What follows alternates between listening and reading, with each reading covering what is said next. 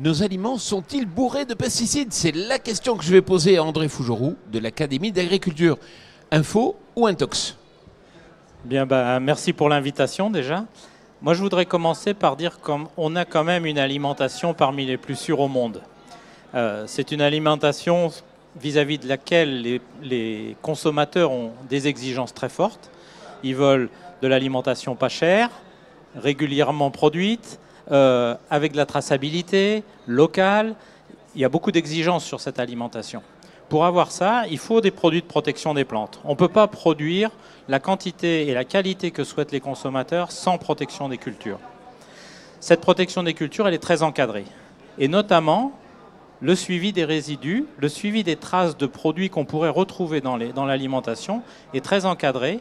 Et ce suivi est réalisé régulièrement par les agences de sécurité sanitaire. Que ce soit au niveau européen, l'EFSA a analysé 400 000 échantillons entre 2012 et 2016. Le taux de conformité pour l'ensemble des substances qui ont été suivies est de 97%. Donc il y a 3% pour lequel il y a une petite incertitude. Incertitude qui s'explique en grande partie parce que ce sont des produits qui viennent de l'étranger. Donc ils n'ont pas forcément les mêmes normes de production que celles que l'on a en France. Et donc ces 3%, c'est essentiellement des produits issus de l'étranger. La France a fait exactement la même chose, on a un suivi tout à fait identique. Et dans l'étude de l'alimentation totale qui a été faite en France, 285 molécules ont été suivies. Sur ces 285 molécules, on en a retrouvé seulement dans 1% des échantillons.